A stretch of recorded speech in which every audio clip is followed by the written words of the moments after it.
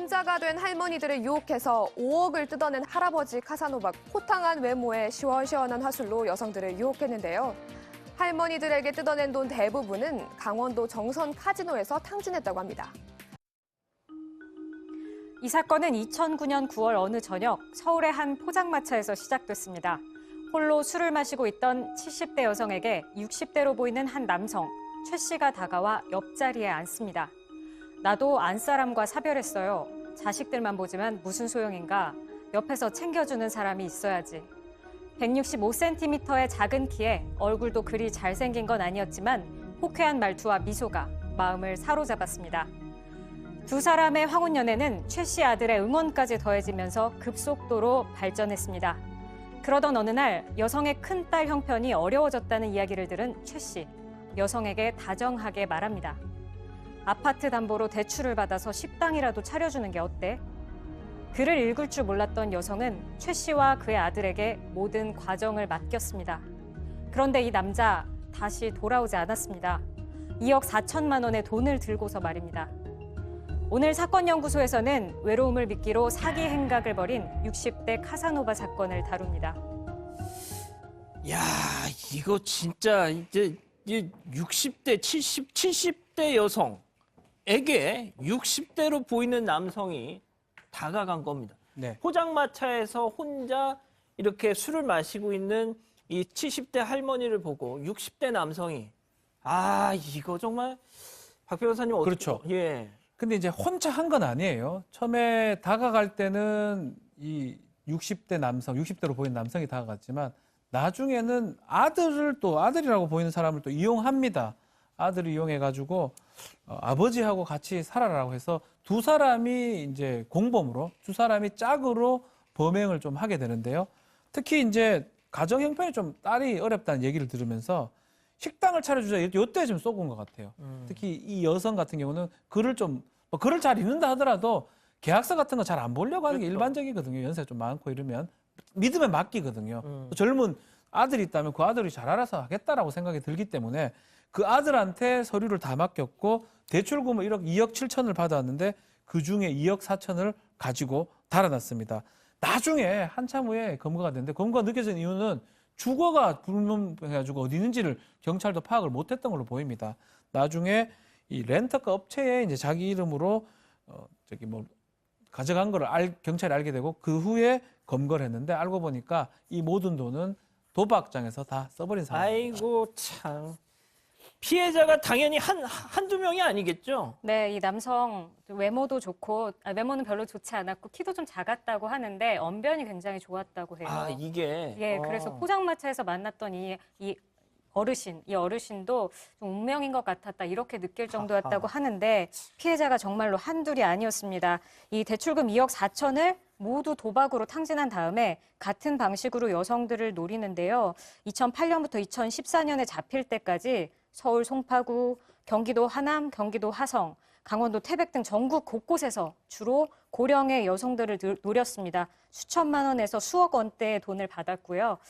좀 자세히 보면은 2011년에는 60대 여성을 만나서 투자하면 매달 20% 이자를 지급하겠다고 하면서 7천만 원 정도를 편취했고 2012년에는 또 땅 가압류가 며칠 안에 풀리니까 잠깐 돈 좀 쓸게 좀만 줘 해서 9천만 원을 또 편취를 했고 그다음에는 또 카지노에서 차량을 담보로 잡고 돈을 빌려주는 일을 하는데 투자금이 필요하다고 하면서 여성에게 또 3천만 원을 받습니다. 이런 식으로 돈을 받은 다음에 도박으로 모두 탕진하고 또 다른 여성 피해자를 찾고 이런 방식으로 지속했습니다.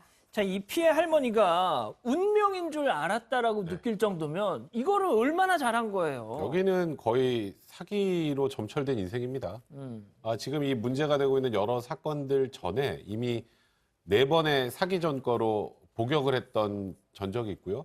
그리고 이런 사람들은 타겟 설정부터 목적이 굉장히 딱 자기 스타일이 있습니다. 그러니까 이 남성 같은 경우 아까 말씀하셨던 것처럼 뭐 외모가 어쨌든 굉장히 호탕한 느낌의 외모에 그러니까 언변 좋고 시원시원하고 그리고 더 나아가서 고령의 여성들을 노리고 고령의 여성들 중에 대부분 사별한 노인들을 노립니다. 외로움을 많이 탈 수밖에 없는 노인들을 그렇죠. 타겟팅으로 한다라는 거죠.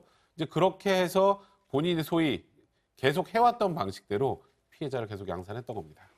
자, 정말 이 남성의 얘기를 한번 딱 들으면요. 넘어가지 않을 수가 없었다고 합니다. 자, 이 피해자의 얘기 AI 더빙으로 저희가 재구성해봤는데 잠깐 들어보시죠.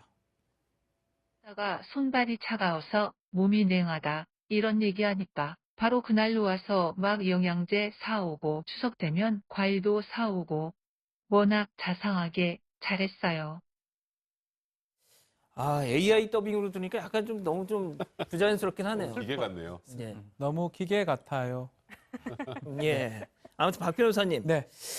아, 이거 진짜 자주 하는 수법 아닙니까? 손 막 만지면서, 아이고, 이거 찬 거 봐 하면서, 냉기가 있네, 막 이런 거. 그렇죠. 그러면서 영양제도 하고 어. 자상하니 말이 컸던 것 같아요. 뭐 외모나 이런 거는 그렇게 매력적이다 아니라고 했던 걸 봤을 때는 뭐가 필요한 거. 특히 혼자 사는 어떤 어른들한테 접근을 한 거거든요. 혼자 사는 사람들은 그 마음들이 비슷해요.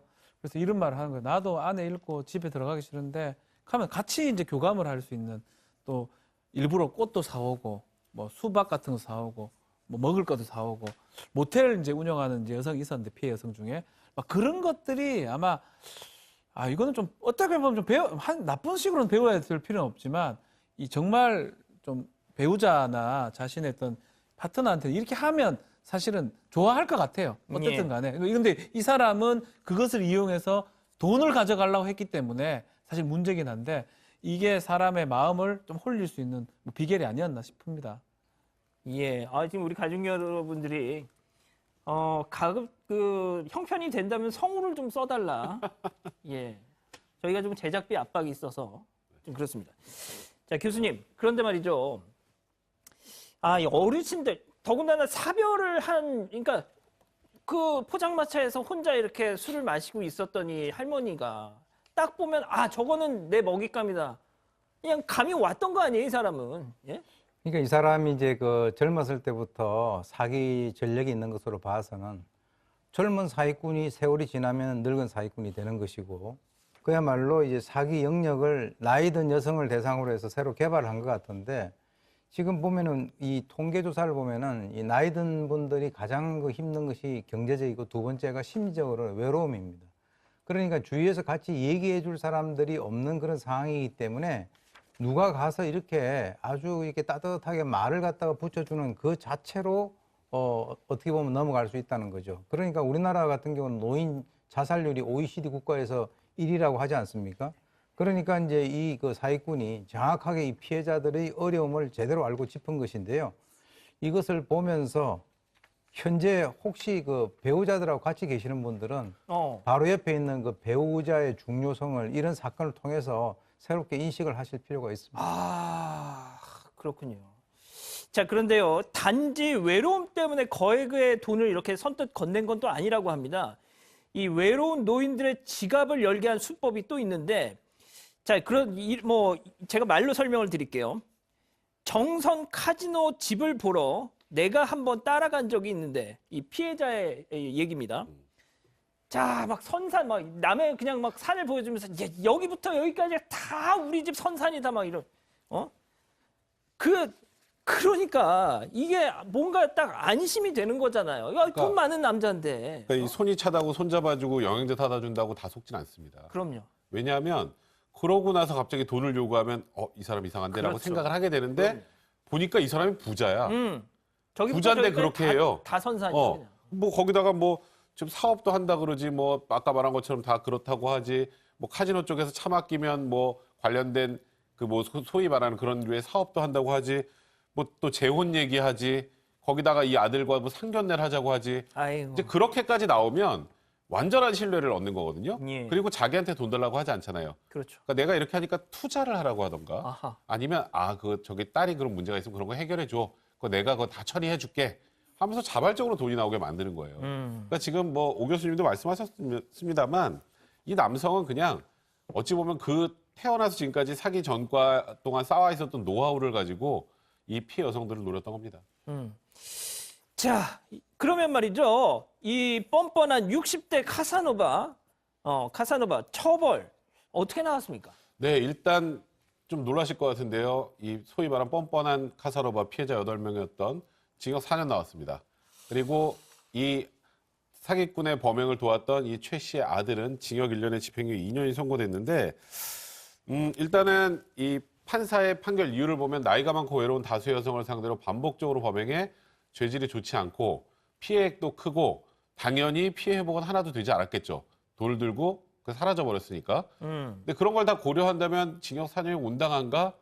사실 또 이런 얘기 하잖아요. 예. 사기 피해는 돈만 뺏기는 게 아니라 내 정신까지 좀 황폐해지는 그럼요. 것이기 때문에 그럼요. 이것도 인격살인이라는 얘기를 많이 합니다. 지금 이 사기 범행 수법을 보면 그런 혐의에 비해서는 제가 자꾸 이제 법원의 판결을 가지고 뭐라 하는 것 같은데 역시 좀 형량이 너무 낮은 게 아닌가라는 개인적인 생각이 좀 듭니다. 지금 다들 4년밖에 안 돼 지금 다들 그러고 계시는데 교수님 보통 이 어르신들을 상대로 사기치는 주요 또 이 스토리 중에 하나가 무슨 뭐 옥장판 뭐 어디 와서 뭐 하면은 막 그런 거 있잖아요. 무슨 네. 막 건강식품. 트로트 또는 가수들 예. 공연 보여주고 그렇습니다. 왜 그러냐면 이제 보통 뭐 일반적으로 아주 외롭고 정말 뭐 옆에 얘기할 사람도 없는데 동네 할머니들 또는 뭐 할아버지들 이렇게 모여가지고 거기에 보면은 이 정장으로 쫙 빼 입은 손자 같은 아주 멋있게 생긴 사람들이 아주 부드럽게 대해주고요. 그 상황에서 유명 가수가 와서 또 흥을 돋워주죠. 그 과정에서 또 어떤 것이 있냐면 실장이라는 사람이 나와가지고 이거 좀 사십시오 하니까 이분들이 약간 죄책감이 있단 말이죠. 우리가 즐기는데 하나 사줘야 되지 그렇죠. 않나. 그것을 이용을 하는 거죠. 그렇게 하다 보면 나중에 냄비, 이불, 생필품에서부터 자석요, 뭐 건강 보조식품 해가지고 막 쌓아놓는데 돈이 없는 분들 같은 경우는 옆에서 대출도 받아줘요. 아이고. 그래가지고 이 사람들 신용불량자로 만드는데 사실 이런 피해를 나중에 당하고 난 뒤에는요, 자기 자식들에게도 혼날까봐 그 피해 사실 얘기를 못해요. 못하죠. 왜냐하면 그 얘기하면은 엄마 왜 그렇죠. 그런 식으로 했냐고 맞아. 이렇게 또 혼나니까 못하고 이 속으로 끙끙 앓고 그야말로 아주 그 취약계층인 그 노인층들을 대상으로 하는 이 사기범죄 아주 엄벌에 처해야 됩니다. 알겠습니다. 일단 이 정도로 정리하고요.